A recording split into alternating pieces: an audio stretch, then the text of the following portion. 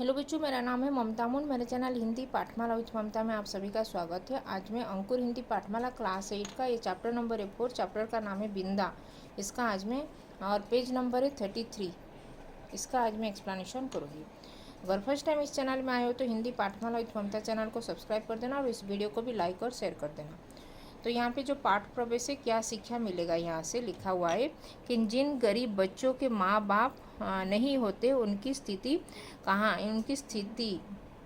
कहानी दर्दनाक और भयानक होती है। उनका क्या होता है, वो सोचने से भी परे होता है। यह अकल्पनीय है, यह कल्पना के बाहर है। ऐसे बच्चों के पास ना कोई गुड्डा होता है ना कोई गुड़िया होता है, मतलब खेलने के लिए टॉयज भी नहीं होता है। उनके पास समय नहीं होता है। जो समय उनके पास होता है वह यह समय भी उन्हें उन्हें पालने वाले तय करते हैं कि उनके वो लोग क्या करना चाहिए। उनको वो जो उनको देख रेख करते हैं उनकी वो ही डिसाइड करते हैं कि उनको उनका टाइम कैसे यूटिलाइज करना है। और एक दिन ऐसा आता है जब दूसरों को दिया गया वक्त भी उनका साथ छोड़ देता है। तो यहाँ पे जो कहानी है, चलो इसके बारे में जानते हैं। बिंदा मेरी उस समय की बाल सखी थी। जो लेखिका है तो बिंदा उनका बाल सखी थी, मतलब वो एक उनका फ्रेंड थी। जब मैंने जीवन और मृत्यु को अमिट अंतर नहीं जाना था, जो उन्होंने वो लेखिका उनको जीवन और मृत्यु का अंतर भी उनको नहीं पता था, उसी टाइम की वो बाल सखी थी।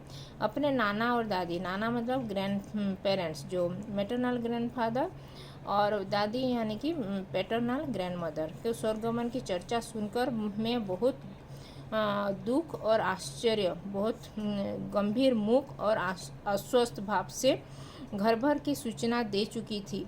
वो जो लेखिका थी, उनके जो नाना और दादी के स्वर्गमन जो मरने के बाद वो सभी घर सारा वो उनको सूचना दे चुके थे।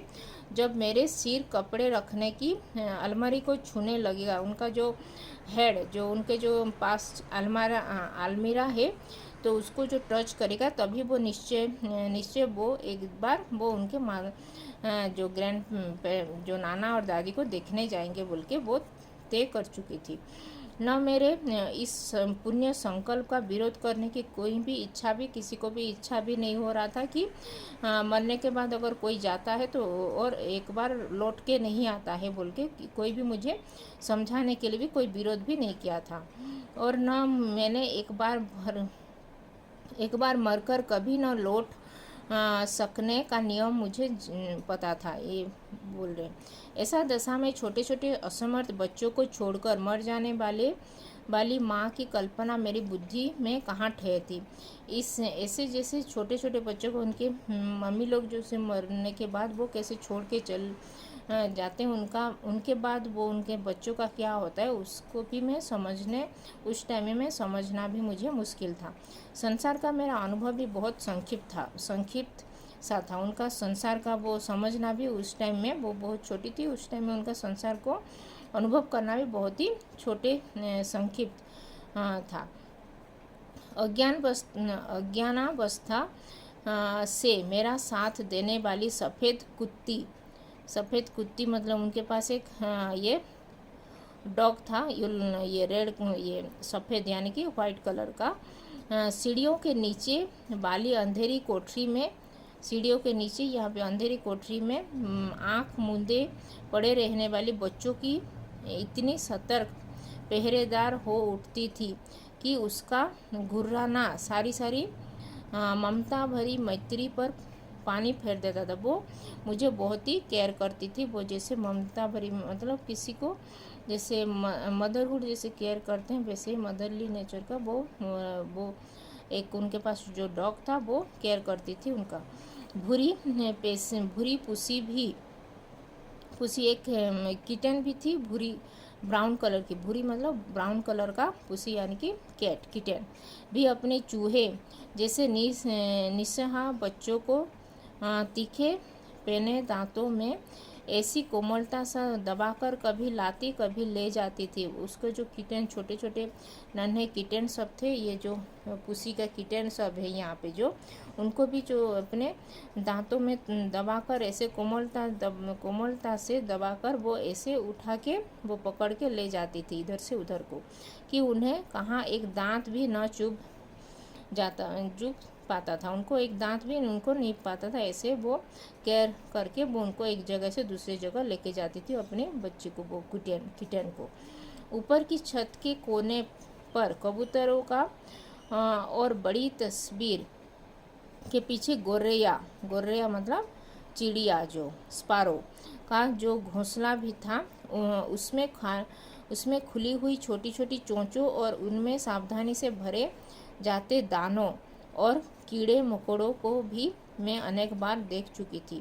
जो उनके ऊपर छत में भी एक कबूतर भी अपने चिड़ियों, अपने जो पिजन्स, अपने बच्चों को भी वो रख रही थी केयर करके। और एक जो तस्वीर के पीछे भी एक गोरिया, ये जो चिड़िया जो स्पारो होता है, वो भी अपना घोंसला बना के वहाँ पे अपनी छोटे छोटे चोंचों मतलब अपने छोटा छोटा स्पारो को भी वो अपने सावधान के रखती थी, और उनके मुंह में कीड़े मकोड़े खाने दाने ग्रेन सब आके उनको खिलाती थी। इसे वो भी देख चुके थे वो लेखिका।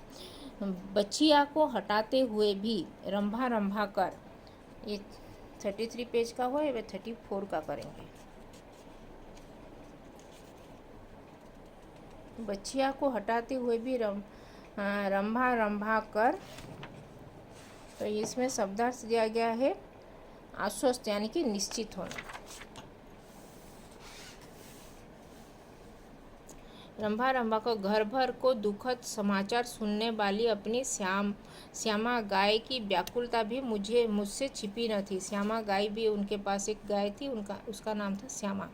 वो भी उनको छुपा नहीं था उसका जो व्याकुलता। एक बच्चे को कंधे से चिपकाए और एक उंगली पकड़े हुए भी भिखारिन द्वार द्वार फिरती थी। एक भिखारिन भी अपने बच्चे को कंधे में पकड़ के और एक को उंगली में पकड़ के वो इधर की उधर भिक्षा मांग रही थी। वह भी तो बच्चों के लिए ही कुछ मांगती रहती थी। वह भी तो अपने बच्चों के लिए ही कुछ ना कुछ खाने के लिए, कुछ ना कुछ पहनने के लिए मांग रही थी। अतः मैंने निश्चित रूप से समझ लिया कि संसार का सारा कारोबार बच्चों को खिलाने पिलाने सुलाने आदि के लिए ही हो रहा है।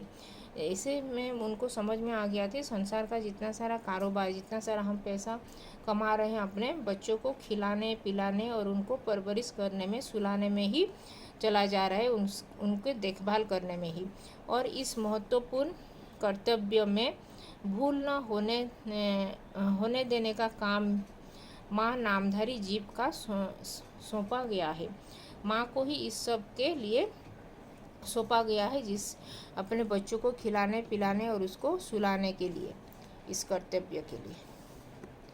और बिंदा के भी तो भी माँ थी, जिन्हें हम पंडितन चाची और बिंदा नई अम्मा कहती। तो बिंदा की भी एक माँ थी, जो उनको हम लोग पंडितन चाची और नई अम्मा, वो बिंदा उसको नई अम्मा कहती थी। वो अपनी अम्मा के मरने के बाद उसकी नई अम्मा आई थी।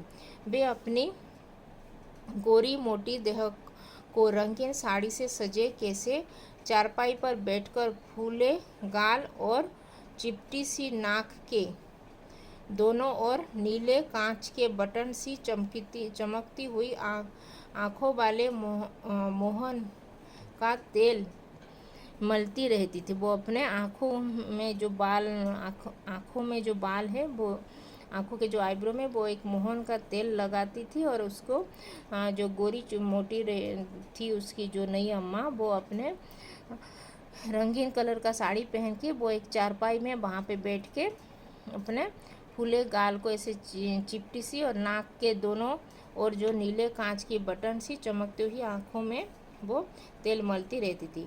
उनकी विशेष कारीगरी से सवारी पेटिया के बीच में लाल स्याही की मोटी लकीर सा सिंदूर, उन्नीदी सी आँखों में काली डोरे के समान लगने वाले कागज, चमकीले कर्णफूल गले की माला, नगदार रंग बिरंगी चूड़ियाँ और घुंघरूदार बिछुए मुझे बहुत भाते थे।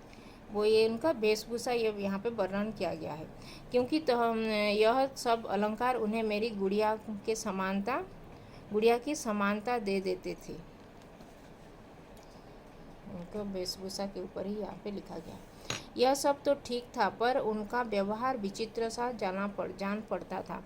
सर्दी के दिनों में जब हमें धूप निकलने पर जगाया जाता था, गर्म पानी, जब सर्दी के टाइम में हम लोग ये धूप के बाद ही हम सो के उठते थे, और गर्म पानी से हमको मुंह हाथ धोकर मोजे पहनकर ऊनी कपड़ों से सजाए, मतलब ऊल के कपड़ों से सजाए जाता था, और मना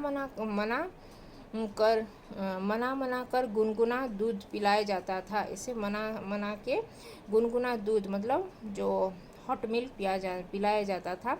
तब पड़ोस के घर में पंडिताइन चाची का स्वर उच्च से उच्चतर होता रहता था। तभी उनके घर में पंडिताइन चाची जोर जोर से चिल्लाती रहती। यदि उस गर्जन तर्जन का कोई अर्थ समझ में न आता, उनका गर्जन का समझ में नहीं आता, तो मैं उसे श्यामा के रंभाने के समान स्नेह का प्रदर्शन भी समझ सकती थी।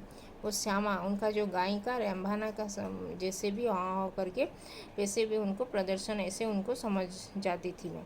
परंतु उनकी शब्दावली से परिचित होने के कारण ही मुझे उलझन पैदा हो जाती थी।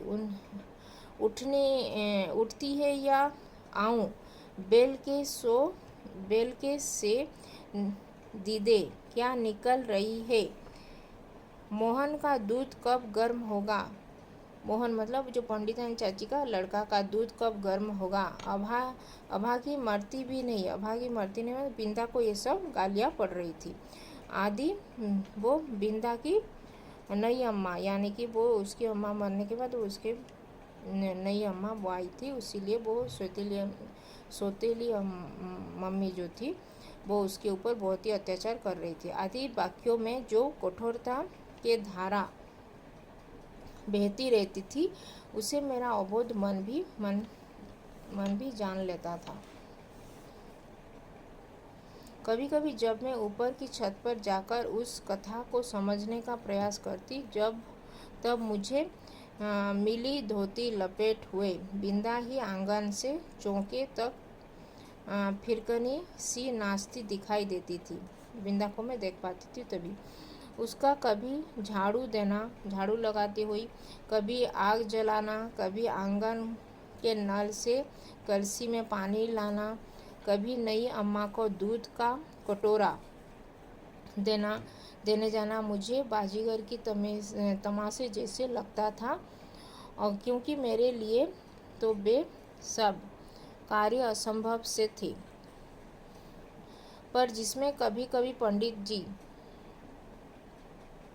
पर जब उस विस्मित कर देने वाले कौतुक की उपेक्षा कर पंडिताइन चाची का कठोर स्वर गूंजने लगता,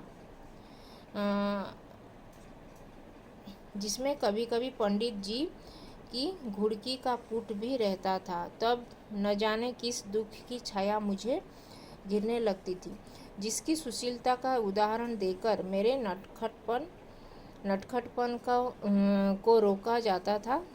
वहीं बिंदा घर में चुपके कौन सा नटखटपन करती रहती थी। उसे बहुत प्रयत्न करके भी मैं न समझ पाती थी। मैं एक भी काम नहीं करती थी और रात दिन उधम मचाती रहती, पर मुझे तो मेरी माँ ने न मर जाने की आज्ञा दी और न आंखें निकाल लेने की कभी मुझे नहीं बोली थी, भय दिखाया था। तो ये था पेज नंबर 34। तो यहाँ पे कुछ शब्दार्थ दिया गया है। श्यामा यानी काले रंग की, कर्णफूल यानी कि कानों में पहना जाने वाला गहना, बाजीगर यानी कि मदारी। तो ये जो बिंदा के ऊपर अत्याचार हो रहा था, उसकी जो